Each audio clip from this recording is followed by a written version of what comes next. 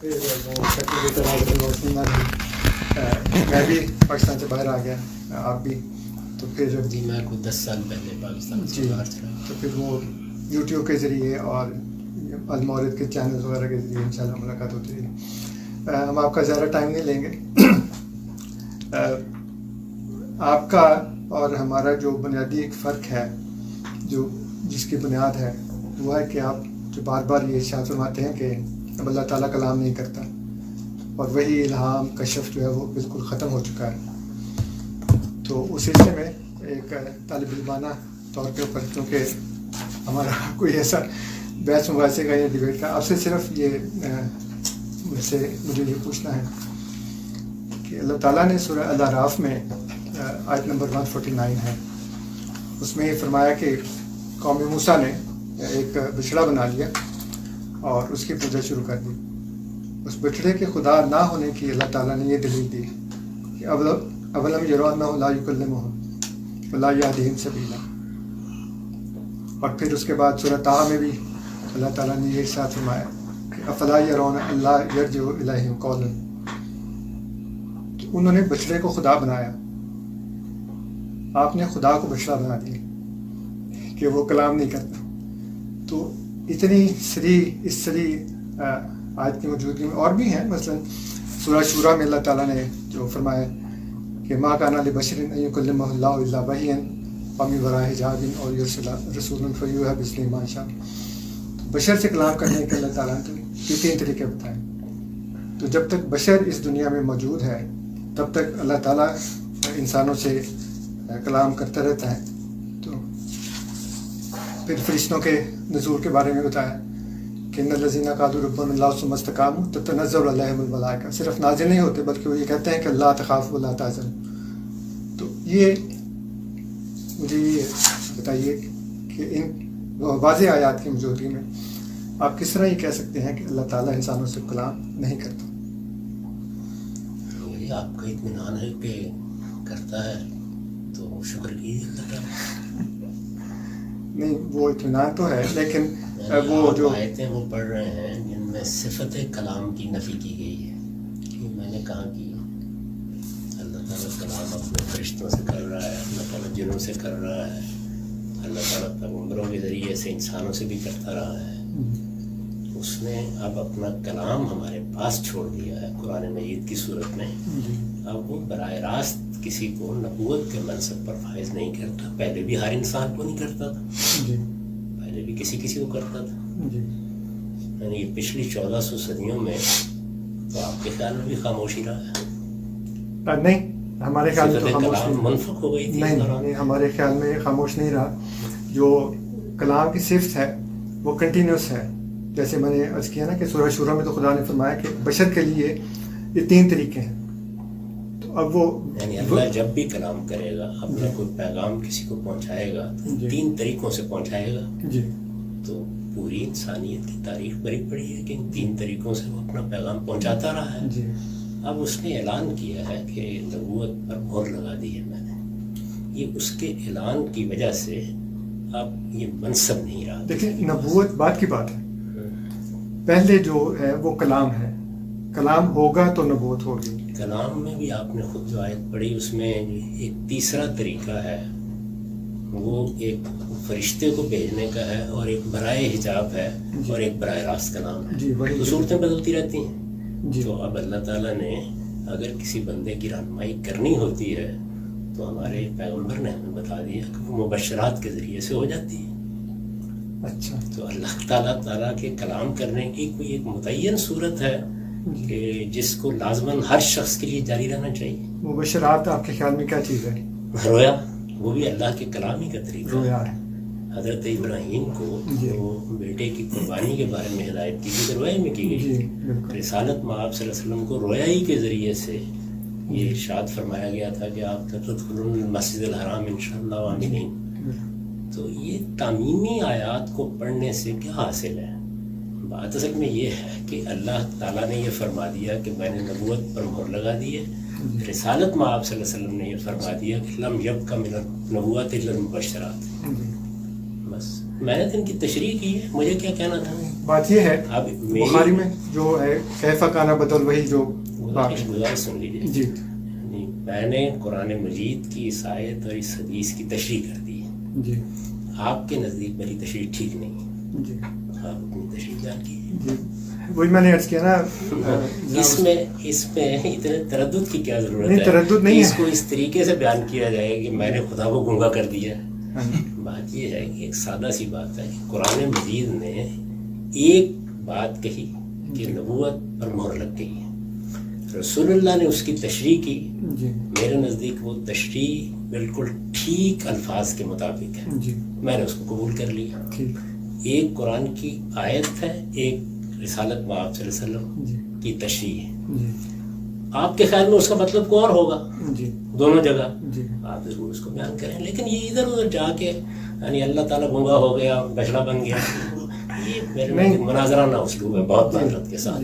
جو اصل بات ہے وہ آپ کے نزدیک ان دونوں یعنی اس آیت اور حدیث کی اگر اس سے مختلف کوئی تشریح ہے, جی. میں نے کوئی اپنا فلسفہ نہیں بیان کیا کبھی, جی. مسئلہ وہ آیت اور وہ حدیث ہے. جی.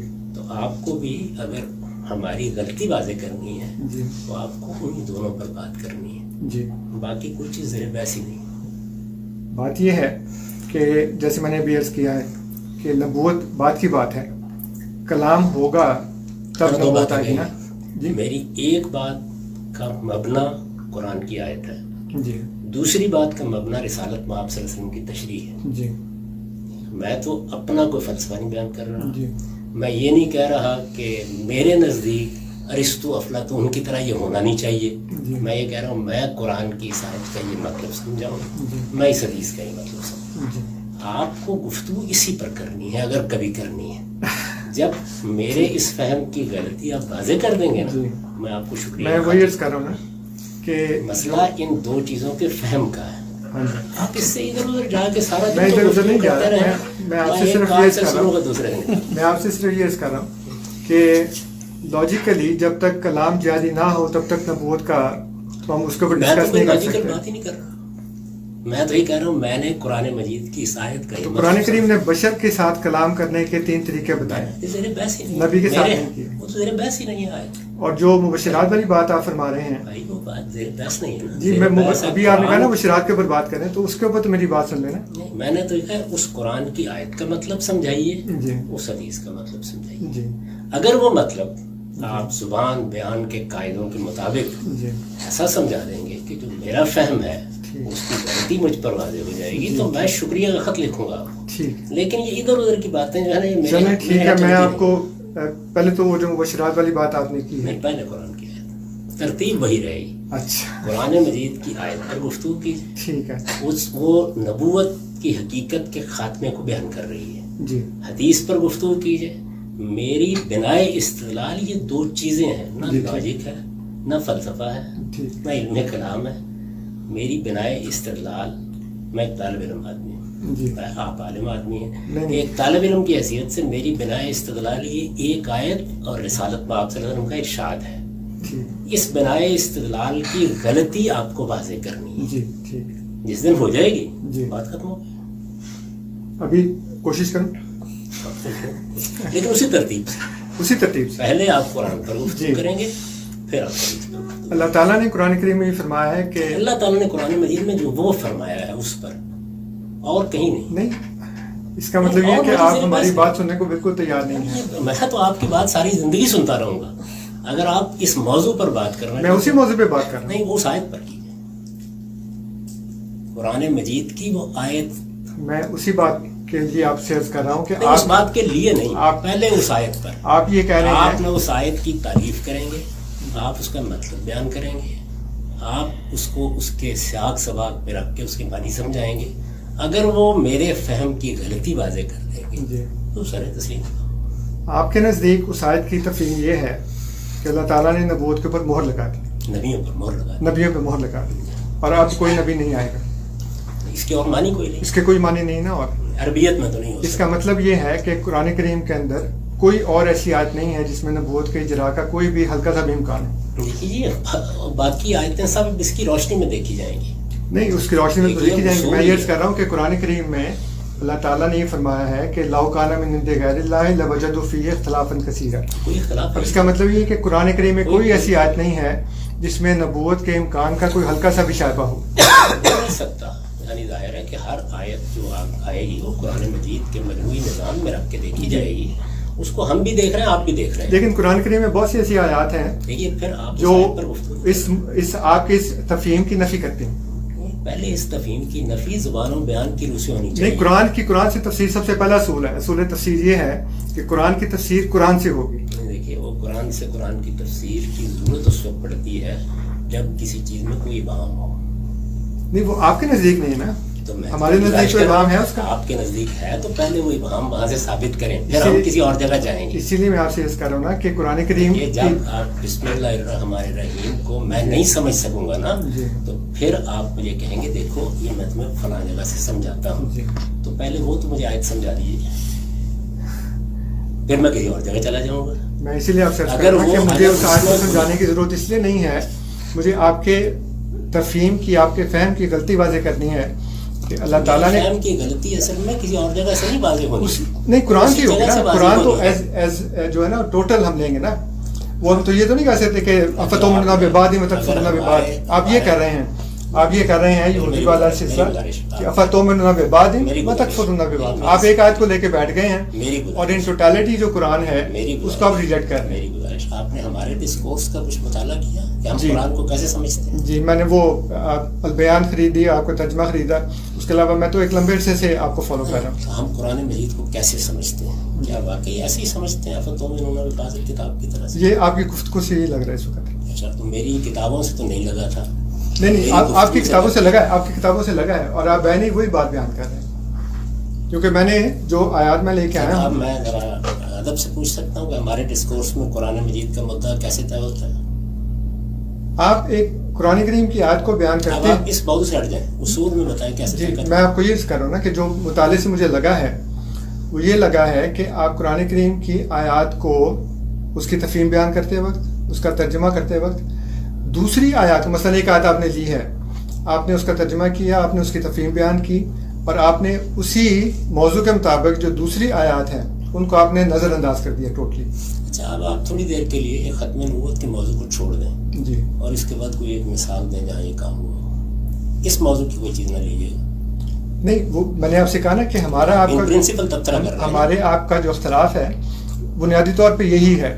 باقی بہت سی باتوں میں ہم آپ کے ساتھ اگری کرتے ہیں. اس پر تبصرہ نہ کریں. نہیں, میں ان آیات کی بات کر رہا ہوں نا. پھر اسی آیت پر واپس آ جائیں. ہاں, میں اس کا مطلب یہ ہو کہ ابھی جو یہ آپ نے تبصرہ فرمایا پورے ڈسکورس پر کہ آپ لوگ یہ کرتے ہیں. جی, یہ ان کے مطابق میں نے کیا نا کہ جو آیات میں چن کے لایا ہوں وہ پہلے میں نے آپ کے جو لٹریچر ہے اس کی روشنی میں دیکھا. میری گزارش میں جو مختلف چیز مسئلہ ہوتا ہے نا, دو لوگوں کے درمیان, اس کو الگ رکھ کے ہمیشہ اصول پہ گفتگو کرتے ہیں. تو اصول پر آپ نے یہ اسٹیٹمنٹ دی ہے کہ تم لوگوں کا طریقہ یہ ہے. میں نے البیان کو بھی دیکھا ہے اور اس کو بھی کہ تم لوگ یہی فرمایا نا, آپ لوگ.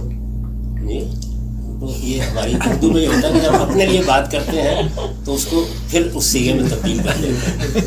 نہیں, میں آپ سے اس طرح بے ادبی کی بات نہیں کر سکتا. وہ آپ ماشاءاللہ میرے لیے بہت محترم ہیں. میں نے کب کا آپ کرتے ہیں, لیکن ہماری اردو کے آداب یہ ہیں کہ ہم اپنے بارے میں اس کو جب لوٹاتے ہیں تو سیغے تبدیل. وہ آپ نے وہ تم کا لفظ 2 دفعہ کہنا تو میں کہ شاید میں نے آپ کو نہیں کہا, اپنے آپ کو کہا. تو میری گزارش یہ ہے کہ یہ ہمارے کوئی ڈسکورس کا مسئلہ ہے. یعنی پورے قرآن کی تفسیر میرے استاد نے کی ہے, میں نے بھی پورے قرآن کی تفسیر کی ہے. یہ کمنٹ ہمارے طریقے تفسیر پر ہے یا خاص اس موضوع پر ہے؟ جی, میں یہی عرض کر رہا ہوں کہ احمدیہ مسلم جماعت اور آپ ہم بہت نزدیک ہیں. جو ریشنل ہم استعمال کرتے ہیں بنیاد میں مختلف ہے. جی, آپ پیدائشی احمدی, میں پیدائشی مسلمان. نہیں, میں پیدائشی نہیں ہوں. میں تو آپ کو بتایا نا کہ میں تو 5 سال پہلے بیٹھ گئی ہوں کہ ہم آپ پیدائشی. جی جی, تو ہم تو تینوں پیدائشی مسلمان. It's good for you.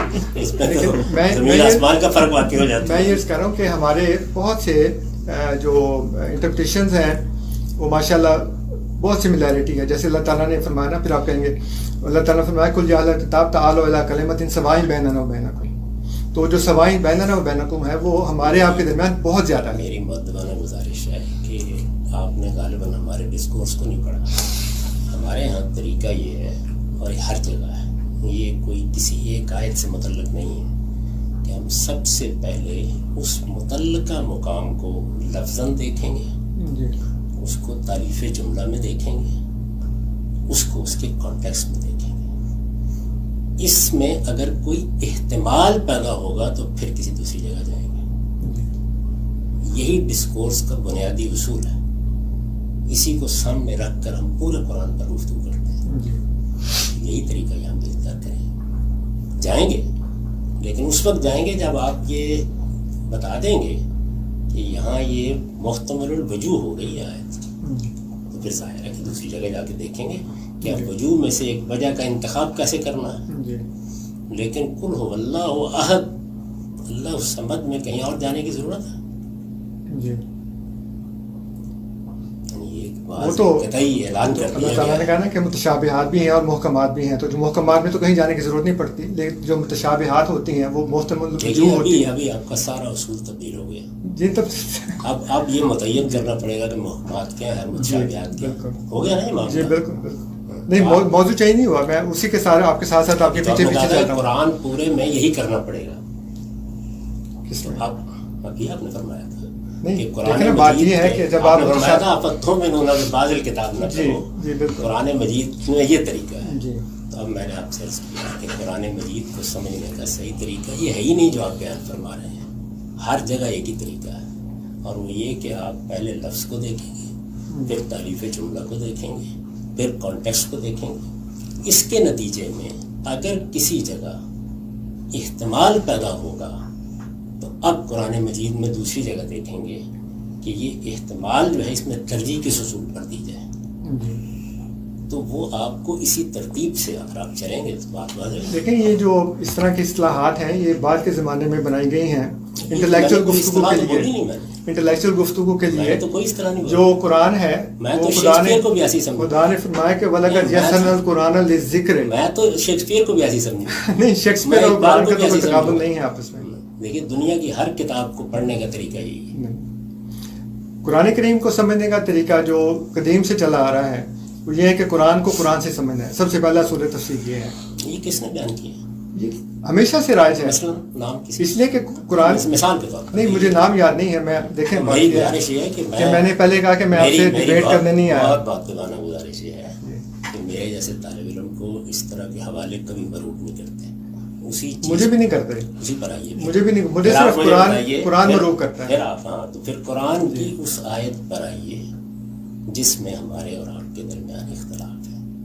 آپ اس اصول کو ماننے کو تیار ہی نہیں ہے تو پھر میں کیسے بات کر سکتا ہوں؟ اس اصول کو آپ نے میں نے پوچھا اس اصول کو کس نے بیان کیا؟ میں نے خدا نے بیان کیا ہے، جو میں نے شروع میں رسول نے بیان کیا ہے. دیکھیں آپ تو اس میں آدمی کا نام بھی نہیں لے سکے جس نے بیان. میں نے شروع میں بیان کیا ہے کہ قرآن کریم یہ کہتا ہے کہ اس میں اختلاف نہیں ہے. آپ کہتے ہیں نبوت ختم ہو گئی ہے. کوئی اختلاف نہیں. میں اختلاف تو پہلے اس آیت کو سمجھوں گا پھر اس کے بعد دیکھنے جاؤں گا. اسی لیے آپ اس طرف جانے کو تیار ہی نہیں ہے جو آیت نبوت کے اجراء کے بارے میں ایک وضاحت سے بات کر رہی ہے. اب اس طرف جانے کو تیار نہیں کیونکہ آپ کو پتا ہے کہ اس سے نبوت جاری ثابت ہوتی ہے. یہ تو ثابت ہو گیا کہ میں ایک بدنیت آدمی ہوں. مجھے یہ پتا ہے کہ فلاں جگہ ایک بات بیان ہوئی ہے، وہاں سے میری تردید ہو جانی ہے. اور چونکہ مجھے قبر میں تو جانا نہیں اپنی. نہیں، وہ تو عیسائیوں نے بھی جانا ہے. وہ بھی جس وقت ہم سے گفتگو کرتے ہیں یا جو غیر احمدی مولوی ہیں وہ بھی جب ہم سے گفتگو کرتے ہیں تو ویسے ہی کرتے ہیں. تو غیر احمدی مولوی جیسا میں بھی ایک مولوی. ہاں جی، وہ تو لگ رہا ہے اس وقت نوازش. جی، کیونکہ جب جماعت احمدیہ کی باری آتی ہے تو پھر آپ میں اور ان میں کوئی فرق لگتا نہیں مجھے. آپ نے سہمتی کی کوشش کرنے کا مولوی صاحب کے پاس چلے جانا چاہیے، زیادہ جگہ بہتر ہو. آپ چونکہ ہم سے بہت قریب ہیں اور کل مجھے جس وقت سوری میں آپ کا نام بھول گیا. حسن جی. میں تو اپنے سے جو 1 کروڑ میل بعید لوگ ہیں نا ان کے ساتھ بھی اصولی پر بات کروں گا. جی ٹھیک. میرے یہاں کوئی قریب اور بعید نہیں ہوتا. میں وہ کہہ رہا تھا کہ میں اس لیے آپ مجھ سے اقبال کا شعر سمجھنا چاہیں گے، آپ مجھ سے قرآن پر بات کریں گے، آپ مجھ سے حدیث پر بات کریں گے، اسی ترتیب سے چلوں گا. متعلقہ مقام کے لفظ پر بات ہوگی، اس کی تعریف جملہ پر بات ہوگی، اس کے کانٹیکسٹ پر بات ہوگی. اگر اس کے بعد تینوں مراحل سے گزر کر جملہ محتمل الوجوہ ہوا پھر کہیں اور جائیں. قل هو اللہ احد میں کہیں نہیں جاؤں گا. جی وہ تو محکمات ہے نا، اس میں تو کوئی میرا نزدیک یہ بھی محکمات میں سے. اب محکمات متشابہات پر بات کر لیجئے. آپ نے پڑھا ہے میرا موقف محکمات متشابہات پر؟ नहीं, फिर आप पढ़ के आइए मेरे पास। ठीक। जिन मानी में आप मुतशाबिहात बोलते हैं वो बिल्कुल गलत बात है। ये जो आपने तरतीब बयान की है वो अगर आप ज़हमत ना हो तो मुझे लिखवा दें। ये सब कुछ मेरी किताब के उसूल व मबादी के मुकदमे में बयान हुआ हुआ है। मीज़ान किताब, मीज़ान के अंदर, ओके। तो लोगों को करीब और बईद देखने की बजाय जब आप किसी शख्स के नुक्ता नज़र पर तनकीद करें जी, तो पहले उसकी मुस्तनद चीज़ें देख लेनी चाहिए। ठीक है। तो आपसे कॉरेस्पॉन्डेंस फिर इसके मुताबिक हो सकती है? आप तो देखिए, आप लोगों का इस्तेलाल 1908 से भी पहले से मैं पढ़ रहा हूँ।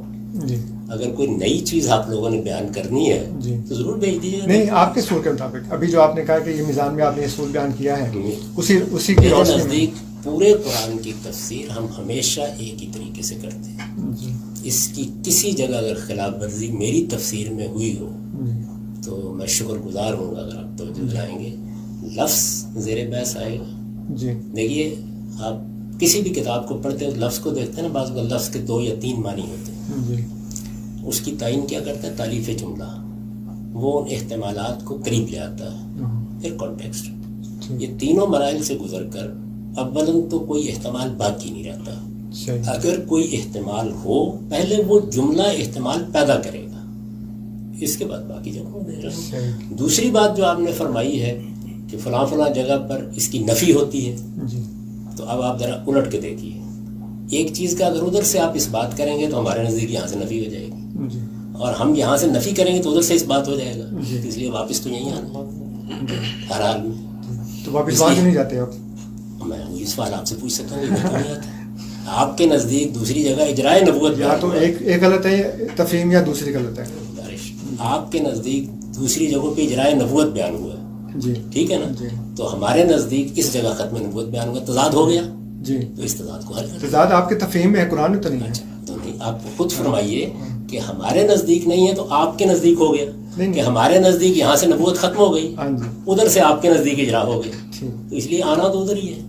यानी उधर को मान लेंगे तो इधर को बताना पड़ेगा, सही। इधर को मान लेंगे तो उधर को बताना। तो इसका मतलब है कि आपने इसको मान लिया, उसको गलत करार दे दिया। नहीं, गलत नहीं करार दिया। आप भी उधर को मानने के बाद इधर की तावील करेंगे ना। नहीं, तावील तो हम उसकी तफसीर करते हैं ना, उसकी रोशनी में। हाँ, रोशनी में तफसीर उसकी करेंगे, रोशनी में तो मैं इसकी रोशनी में उसकी तफसीर कर दूँ। नहीं, लेकिन उसको कर नहीं सकते, उसको कर नहीं सकते ना। कर नहीं सकते। अल्लाह ताला का ये कलाम आपको जो है। देखिए, गुजारिश सुने, जी। कभी तालिब इल्म ये नहीं कहता कर नहीं सकते, जी, वो हमने कर दी हुई है, हमारी तफसीरों में मौजूद वो तो गैर अहमदियों ने भी इतनी बड़ी बड़ी तफसीरें लिखी हैं। आपकी तो 5 जिल्दों में, उनके बताने 20-20 जिल्दों में है। है। मेरे नजदीक वो भी ये तो करते हैं। अगर मेरे नजदीक ये मसले हल हो चुके हैं तो आपने इतनी जहमत क्यों ली? किसी और मौजूद पे गुफ्तगू करना चाहे तो पिए। नहीं, मुझे गुफ्तगू के लिए खुशगुमानी थी कि शायद आप हमारे मुझसे मुख्तलिफ होंगे। एज अ स्टूडेंट नहीं, क्या मैंने कोई गाली दे दी? नहीं, गाली नहीं थी। कोई गुस्ताखी कर दी? नहीं, वो गाली गुस्ताखी की बात नहीं है। मैं वही कह रहा था कि हसन भाई से जब मिला तो इतने मोहब्बत से, और फैसल भाई भी मिले हैं कि बल्कि उन्होंने कहा कि आप तो हमारे भाई हैं। I was so happy to here this. मैंने कोई उससे मुनाफी बात कर दी? नहीं, उससे मुनाफी बात वो कहते बता दे मुझे।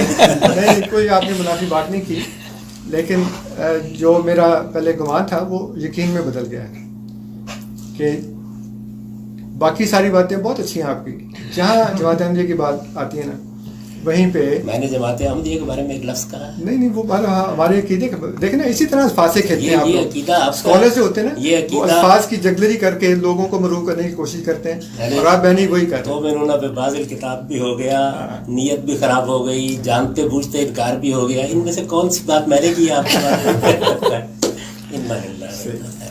चाय पिए और पानी पिए जी ये मैं सारी जिंदगी मेरी गुजरी इस तरह जी की जी चीज़ों। लेकिन आप घर में जाके गौर कीजिएगा जी कि मैंने ना जमात अहमदिया पर कोई तबसरा किया, जी ना मिर्ज़ा गुलाम अहमद साहब कादियानी पर कोई बात की है, जी ना आपके मौक़िफ़ पर कोई बात की है। कुरान की एक आयत के फहम के तरीके पर मेरे आपके दरमियान इल्मी गुफ्तगू खुद साख्ता तरीका।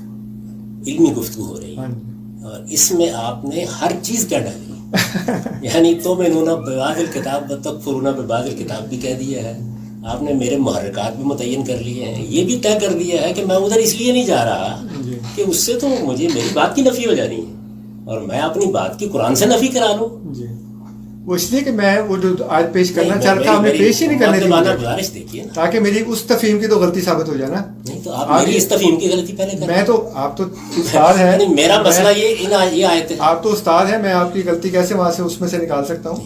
میں آپ سے یہ عرض کر نہیں استغفر اللہ، تو میری غلطی یہاں سے آپ نے میری نیت پہ حملہ کیا کہ میں اسی نیت سے. میری گزارش اصل بات یہ ہے کہ جو بڑے بڑے لوگ ہوتے ہیں نا، میں نے کہا آپ اسی لیے آئے ہیں کہ آپ مجھے یہ بات سمجھائیں.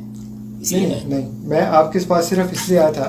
اچھا میں تو یہ سمجھا تھا کہ آپ میرے پاس اس موضوع پر گفتگو کرنے ہیں، آپ کسی اور مقصد کے لیے بتائیے. آپ نے میری نیت پہ حملہ کیا، میں نے آپ کس نیت پہ حملہ کیا؟ دیکھیں نا، پھر میں نے بھی نہیں کیا. آپ نے تو کہا ہے، آپ نے تو کہا کہ تم قرآن کی ان آیات کی طرف اس لیے نہیں جانا چاہتے، اس لیے کہ وہاں سے تمہاری نفی ہو جانی ہے. جی آپ ذرا سنگینی دیکھیے اس بات کی کیا ہے، یعنی ذرا تھوڑی دیر کی توقف کر کے دیکھیے کہ اس سے بڑی گالی آپ کسی مسلمان کو دے سکتے ہیں کہ وہ قرآن کی اس آیت کی طرف اس لیے نہیں جا رہا کہ اس سے اس کے موقف کی نفی ہو جائے. اس کا مطلب یہ کہ اس کو کوئی پرواہ نہیں ہے کہ اس نے کل خدا کی عدالت میں کھڑے ہونا. یہی سینیریو آپ میرے پہ فٹ کریں. نہیں میں اس لیے وہاں نہیں جا رہا کہ میرے موقف کی نفی ہو جائے. میں نے یہ نہیں کہا. نہیں آپ نے کہا نہیں ہے، میں نے نہیں کہا. بعض باتیں کہیں نہیں جاتی لیکن وہ عملی طور پہ ثابت ہو جاتی ہے کہ میں اس لیے اب آپ کو یہ بھی معلوم ہو گیا کہ میں اصل میں کہنا کیا چاہتا ہوں. دیکھیں نا، میری آپ کی بحث یہ نہیں، نہ مجھے آپ کی نیت پر کچھ ہوا ہے،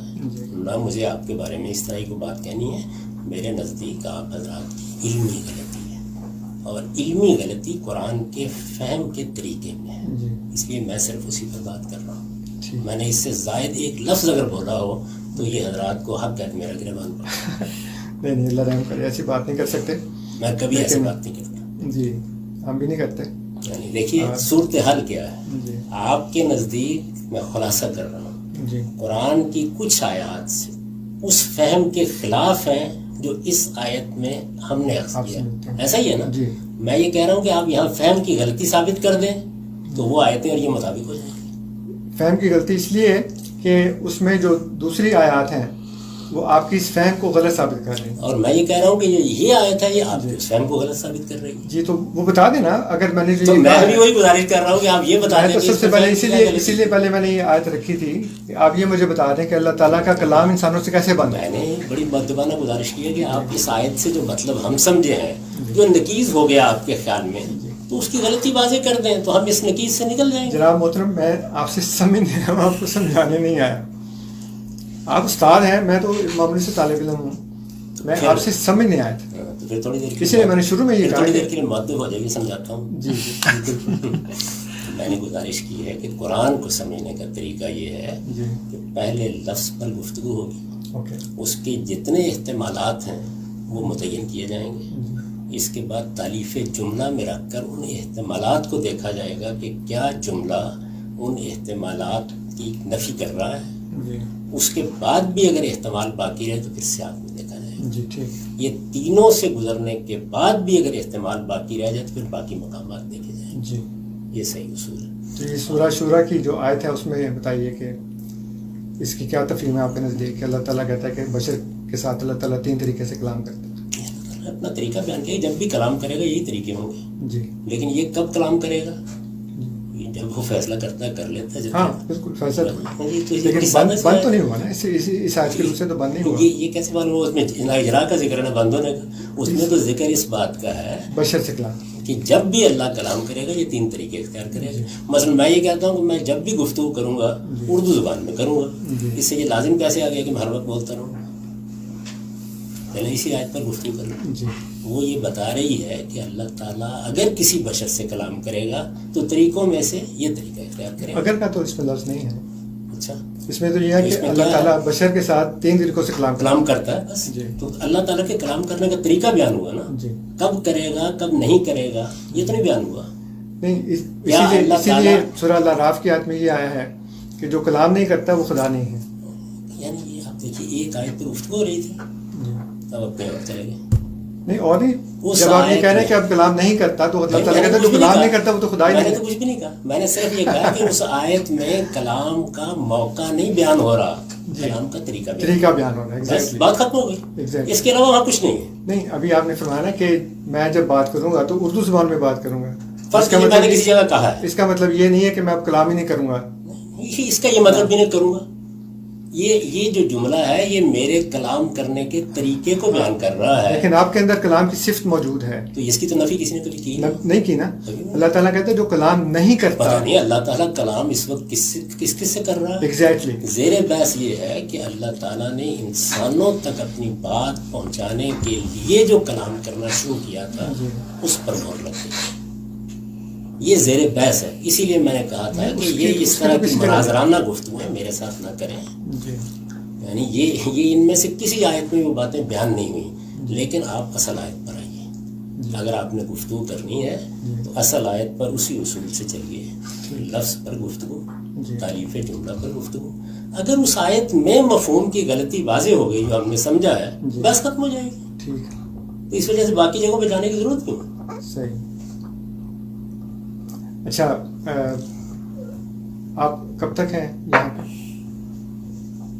دنیا میں؟ دیکھیے اللہ تعالیٰ آپ کو اپنی زندگی دے سے سلامتی کے ساتھ. جی اچھا, وہ ہم یہ چاہ رہے تھے کہ اگر ٹائم ہوتا تو آپ ہماری مسجد میں تشریف لاتے. کیا کرتا ہوں جی بس ایک دوستانہ ملاقات ہمارے امیر صاحب سے ہو جاتی ہے. امیر صاحب گئے ہوئے تھے, وہ ماریشس گئے ہوئے تھے, ابھی آج ہی واپس آئے ہیں. تو ان کی خواہش تھی کہ اگر آپ ہماری مسجد, ہمارا جو ساتھ مرکز ہے ظاہر ہال, اس میں آپ وزٹ کر لیتے, دیکھ لیتے. مطلب بس صرف کوئی مناظرہ کو ڈبیٹ وغیرہ نہیں, صرف ایک دوستانہ ملاقات. آپ لوگوں کے ساتھ ہمیشہ سے بہت محبت کا دوستی کا تعلق ہے. میں آپ لوگوں کی بڑی عزت کرتا ہوں. میں نے کبھی آپ لوگوں کے بارے میں کوئی ناشائستہ بات نہ کہی ہے, نہ کبھی اس کی اجازت دیتا ہوں کہنے کی. لیکن آپ لوگوں کے ساتھ میرا وہی اختلاف ہے جو میرا بہت سے صوفیاء کے ساتھ بھی ہے. اس وجہ سے میں اس کا بھی اظہار کرتا رہتا ہوں, اس کا بھی اظہار کرتا. چلیے میں فیصل بھائی سے, حسن بھائی سے درخواست کرتا ہوں گا کہ جب کبھی آپ کا کینیڈا نہ ہو تو پھر ہمیں بتا دیں, تاکہ ہم ایک صرف چائے کے اوپر یا کھانے کے اوپر ہم صرف مل کے بیٹھ کے ایک دوسرے کے ساتھ انشاءاللہ آگے کوئی پروگرام بنا. میں تو سفر بیدار قسم کا آدمی کم ہی آتا ہوں, کئی برس کے بعد آیا ہوں. ابھی آپ کی رہائش امریکہ میں, تو پھر مطمئن رہیے.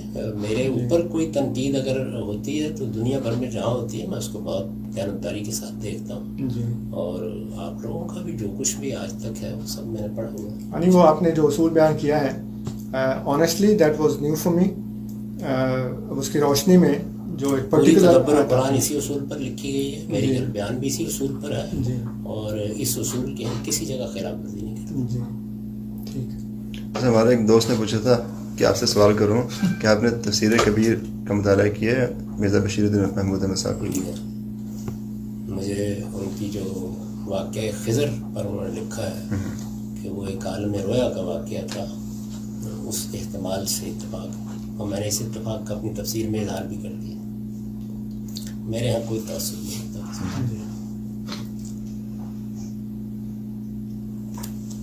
ان کی تفسیر میں نے سیکنڈ ایئر میں تھا جب پوری پڑھی تھی. اچھا, امیر حسن اسلائی صاحب کے ساتھ آپ نے بتایا تھا کتنا عرصہ, 10 سال شاید 25 سال. ماشاء اللہ. تفسیر کبیر امام راضی کی بھی سیم نام ہے. جی, امام راضی کی تفسیر کو تفسیر کبیر اصل پہ لوگوں نے کہنا شروع کر دیا اس کے حجم کی وجہ سے, ورنہ تفسیر کا نام یہ نہیں ہے. ہاں جی, ہمارے یہاں تو اس لیے وہ کہ وہ انہوں نے مرزا بشیر الدین صاحب نے جو تفسیر صغیر کے نام سے اردو کا بامحاورہ ترجمہ کیا, تو اس کو تفسیر صغیر کہا. اس کے مقابل میں تو پھر اس کے مقابل پہ جو 10 جلدوں میں آیا, پھر اس کو تفسیر کبیر کہنا شروع کر دیا. میں تو دیکھیے بات یہ ہے کہ مستشرقین ہے مثال کے طور پر, جی, ان کی بھی اگر کوئی علمی چیزیں ہوں گی تو ان کو بغیر کسی تعصب کے ہمیشہ جی جی شیعہ. میں نے مودودی صاحب کی ایک بات جو تھی نا مجھے بہت پسند آئی. انہوں نے تفہیم القرآن میں لکھا ہے کہ اللہ تعالیٰ نے قرآن کو اس طرح سے نہیں لکھا جیسے چیپٹرز میں ڈیوائڈ کر دیا جائے کہ اس چیپٹر میں یہ بات ہے, اس چیپٹر میں یہ بات ہے.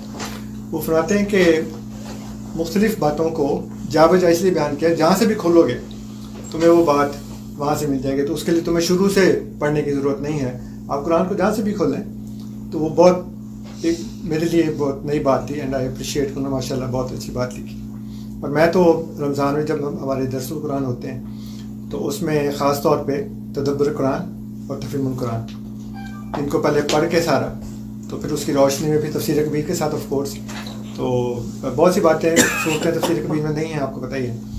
इसलिए मुझे फिर वो तदब्बर कुरान और तफहीमुल कुरान ख़ास तौर पे मैं देखता हूँ। बाकी जो जितनी तफसीरें हैं उसमें वो बात नहीं है जो इन दोनों में है, बड़ी छुट्टी और यूनिक बातें हैं। तो इन तो जहाँ से भी मिले उसको सीखना चाहिए। मैंने बहुत कुछ सीखा है, बहुत अच्छी बात है, इस्लाई साहब से भी और मदूदी साहब से भी। लेकिन इसमें मेरी एक मुअद्दबाना फिर गुजारिश है, और वो ये है कि कुरान मजीद को समझने के लिए उसूल हैं, उनका ज़रूर तकाबली मुताला करना चाहिए। उसकी वजह यह है कि आम तौर पर आपकी ये बड़ी अच्छी बात है और इसको अप्रिशिएट करना चाहिए कि आप अपने से मुख्तलिफ नुक्ता नज़र रखने वाले अहले इल्म की चीज़ों को देखते हैं, बड़ी अच्छी बात है, लेकिन उनको बतौर प्रिंसिपल पहले समझना चाहिए। और ये मेरे ख्याल के मुताबिक इल्म के लिए बहुत ज़रूरी है, वरना आदमी खातिबुल लैल की तरह कोई चीज़ यहाँ से उठा लेगा, कोई यहाँ से उठा लेगा, ये अच्छी लगती है, वो अच्छी लगती है। इन प्रिंसिपल देखना चाहिए। उसके लिए आप कुछ सजेस्ट करेंगे, कुछ सोर्स उसूल के लिए? यही है मैंने अर्ज़ की, बड़ी सादा बात है और ये दुनिया की हर किताब के लिए सही तफसीर का तरीका ये है। यानी मीज़ान में देख लूं, जहाँ इसकी खिलाफ वर्जी होगी वहाँ तशद्दुद और इफ्तराक पैदा हो जाएगा, क्योंकि कोई फैसला कौन चीज़ रहेगी। तो ये उसूल आपने मीज़ान में बयान फरमाया। अलबयान इसी उसूल पर है सारी सर, मेरी जो तफसीर है। नहीं, पहले मुझे वो उसूल देखना पड़ेगा ना, फिर उसके बाद देखेंगे कि उसकी रोशनी में है कितनी। उसूलों मबादी की पूरी बहस है, उसमें पूरा का पूरा बाब है, इसमें मैंने मबादी तदब्बुर कुरान बयान किए हैं, फिर मबादी तदब्बुर सुन्नत बयान किए हैं, फिर मबादी तदब्बुर हदीस बयान किए हैं। तो ये तो मीज़ान को आप देखेंगे तो उसमें मिल जाएगी। वो उस दिन वहाँ पे एक किताब ख़त्म हो गई थी, मकामात गालिबन, वो है यहाँ पे मकामात है जी। उस दिन वो मैंने देखा तो वो ख़त्म हो गई थी। मुझसे पूछना चाह रहा था, अगर मुझे इजाज़त दें, एक क्वेश्चन मैं भी पूछना चाह रहा था। मैं क्योंकि खुद कन्वर्टेड एमडी हूँ, तो आपकी काफ़ी चीज़ें देखने का ज़्यादा मौका मिला यूट्यूब के ऊपर, तो बड़ा इश्तियाक था कि कभी इन पर्सन आपसे मुलाकात हो तो आपसे पूछूं कि हज़रत मसीह मौऊद अलैहिस्सलाम के दावा नबूवत के अलावा आपको उनकी तहरीरी चीज़ों में किसी चीज़ के ऊपर अगर इल्मी इख्तलाफ हो, बहुत बेकार, तो अगर कोई एक दो बता दे ताकि मैं उस बारे में थोड़ा सा पढ़ लूँ जाकर। कोई इख्तलाफात बयान करने